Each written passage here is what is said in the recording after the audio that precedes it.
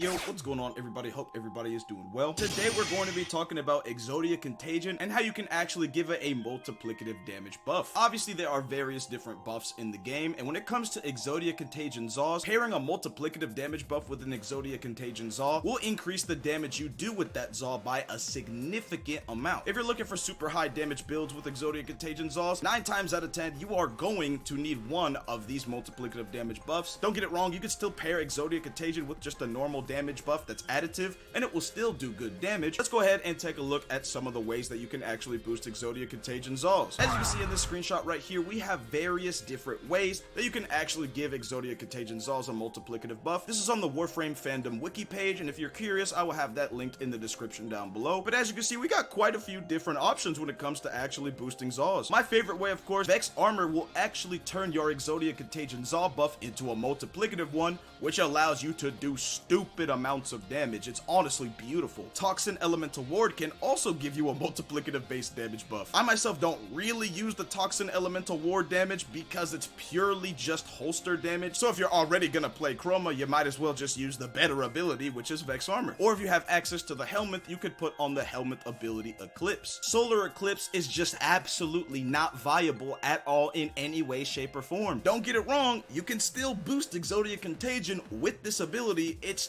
just so ass in comparison, man. Like, you just use Mirage at that point, right? Going from a 150% base all the way to a 30% base is it's hilariously awful. That's literally how bad it is. I know a lot of people are trying to say that that's a balanced nerf, but no, you don't nerf something by 120% and then call it balanced. I disagree entirely. But that's just my opinion. Let me know what you guys think down below. Regardless though, for those who don't actually have Chroma, or you don't even have the helmet so you can't get Eclipse, or you don't have Mirage, for example, there are still different options that you can go with to boost your Exodia Contagion Zaws in the best way. Of course, you got the Vigorous Swap and Holster Amp mods. These can both help you do a little bit extra damage, although it's definitely not as much as Vex Armor. Multiplicative damage buffs are always better than additive buffs. But at the end of the day, if your Zaw already does good damage and you just find yourself needing a little bit more in certain scenarios, Void Strike, Vigorous Swap, Holster Amp, and even Octavia's Amp ability can help you do a lot more damage. And yeah, guys, that's pretty much going to be it for this video. Ever since I found out about them, Exodia Contagion Zaws have been my main way to play Warframe, and they are still to this day my main way to play Warframe. I'm really curious to know what you guys tend to do when it comes to actually boosting Exodia Contagion Zaws. And yeah, that's going to be it for me. Keep your head up, stay positive, and with that being said,